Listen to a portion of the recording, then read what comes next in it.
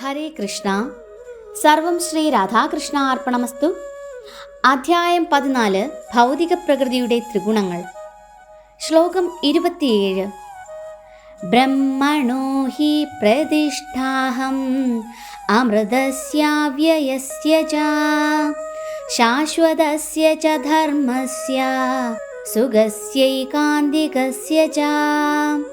വിവർത്തനം: അമൃതവും അക്ഷയവും ശാശ്വതവും ആത്യന്തിക സുഖത്തിൻ്റെ മൂലസ്ഥാനവുമായ വ്യക്തിശൂന്യ ബ്രഹ്മത്തിൻ്റെ അടിസ്ഥാനവും ഞാൻ തന്നെ. ഭാവാർത്ഥം: ബ്രഹ്മത്തിൻ്റെ നൈസർഗിക സ്വഭാവങ്ങളാണ് അമൃതത്വവും അക്ഷയത്വവും ആനന്ദവും. അതീന്ദ്രിയ സാക്ഷാത്കാരത്തിൻ്റെ ആരംഭമാണ് ബ്രഹ്മൻ. പരമാത്മാവ് അതിൻ്റെ മധ്യാവസ്ഥയും, അതായത് രണ്ടാം ഘട്ടവും. പരമപുരുഷനായ ഭഗവാൻ നിരപേക്ഷ തത്വത്തിൻ്റെ അന്തിമ സാക്ഷാത്കാരവുമത്രേ. പരമാത്മാവും വ്യക്തിശൂന്യ ബ്രഹ്മവും ഭഗവാനിൽ അധിഷ്ഠിതമാണ്. പരമപുരുഷന്റെ അധമശക്തിയുടെ ആവിഷ്കാരമാണ് ഭൗതിക പ്രകൃതിയെന്ന് 7-ാം അധ്യായത്തിൽ പ്രസ്താവിച്ചിട്ടുണ്ടല്ലോ. ആ അധമമായ ഭൗതിക പ്രകൃതിയിൽ ഭഗവാൻ ഉത്തമ പ്രകൃതിയുടെ അംശങ്ങളെ നിക്ഷേപിക്കുന്നു. അതാണ് ഭൗതിക പ്രകൃതിയുടെ ആധ്യാത്മിക സമ്പർക്കം. ഭൗതിക പ്രകൃതിക്ക് അധീനമായ ജീവസത്ത ആധ്യാത്മിക ജ്ഞാനം വളർത്താൻ തുടങ്ങുമ്പോൾ ഭൗതിക അസ്തിത്വത്തിൻ്റെ അവസ്ഥയിൽ നിന്ന് സ്വയം ഉയർന്ന് ക്രമേണ ഭഗവാന്റെ ബ്രഹ്മം എന്ന സങ്കല്പത്തിലെത്തുകയാണ് ചെയ്യുന്നത്. ആത്മസാക്ഷാത്കാരത്തിൻ്റെ ആദ്യ സോപാനമാണ് ഈ ബ്രഹ്മഭാവനാ പ്രാപ്തി. ഇവിടെ ബ്രഹ്മജ്ഞാനി ഭൗതികതയ്ക്ക് അതീതനാണ്. എന്നാൽ ബ്രഹ്മസാക്ഷാത്കാരം ശരിക്കും പൂർണ്ണമല്ലതാനും. വേണമെങ്കിൽ അതേ നിലയിലിരുന്നു കൊണ്ട് പരമാത്മ സാക്ഷാത്കാരത്തിലേക്കും പിന്നീട് ഭഗവത് സാക്ഷാത്കാരത്തിലേക്കും ക്രമേണ ഉയരാം. വൈദിക സാഹിത്യത്തിൽ ഇതിനേറെ ഉദാഹരണങ്ങളുണ്ട്. 4 കുമാരന്മാർക്ക് ആദ്യം പരമസത്യത്തെക്കുറിച്ച് ബ്രഹ്മം എന്ന സങ്കല്പമാണ് ഉണ്ടായിരുന്നത്. പിന്നീട് അവർ ക്രമേണ ഭക്തിഭരിതമായ ഭഗവത് സേവന തലത്തിലേക്ക് ഉയർന്നു. വ്യക്തിശൂന്യ ബ്രഹ്മസങ്കല്പത്തിനപ്പുറം എത്താൻ സാധിക്കാത്തവർക്ക് വീഴ്ച പറ്റിയേക്കാം.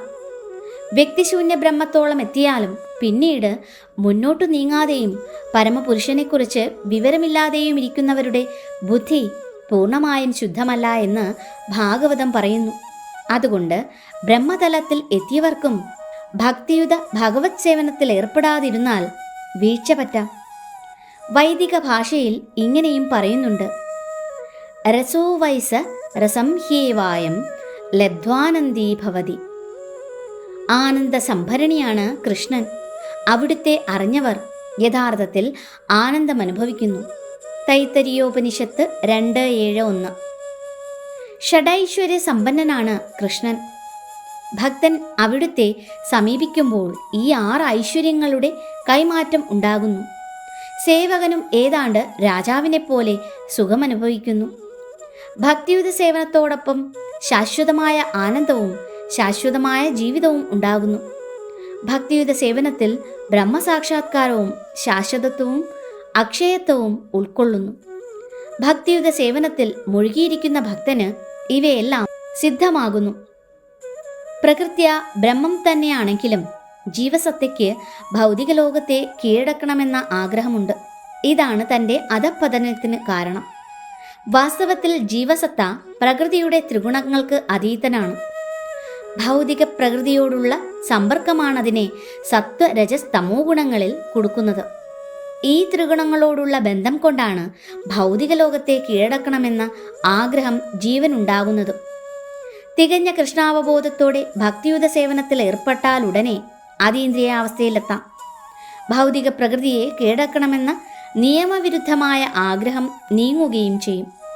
ഭക്തിയുത സേവന സാക്ഷാത്കാരത്തിനായി ഭക്തന്മാരുമായി സഹവസിച്ചുകൊണ്ട് ശ്രവണം, കീർത്തനം, സ്മരണം മുതലായ 9 ഭക്തി സാധനകൾ അനുഷ്ഠിക്കണം.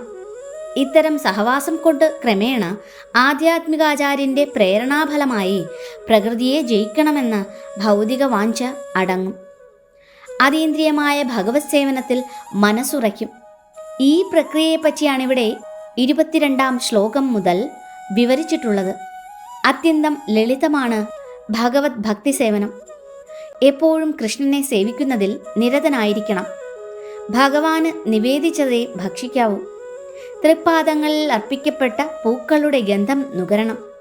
കൃഷ്ണൻ തൻ്റെ ദിവ്യലീലകൾ നടത്തിയ സ്ഥലങ്ങൾ സന്ദർശിക്കുകയും ഭഗവാന്റെ ലീലകളെയും ഭക്തന്മാരിൽ അദ്ദേഹം എത്രമാത്രം കാരുണ്യം ചൊരിയുന്നുവെന്നും വ്യക്തമാക്കുന്ന സംഭവങ്ങളെ വായിച്ചറിയുകയും അതീന്ദ്രിയ സ്പന്ദനങ്ങൾ ഉൾക്കൊള്ളുന്ന ഹരേ കൃഷ്ണ കൃഷ്ണ കൃഷ്ണ ഹരേ ഹരേ ഹരേ രാമ രാമ രാമ ഹരേ ഹരേ എന്ന മഹാമന്ത്രം സദാ ഉരുവിടുകയും വേണം.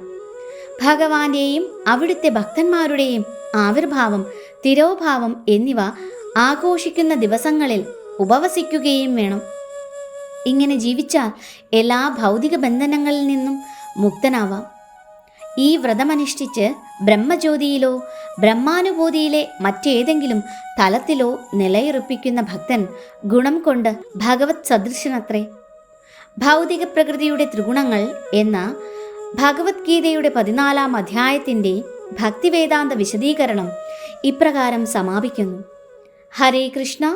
സർവം ശ്രീ രാധാകൃഷ്ണ അർപ്പണമസ്തു.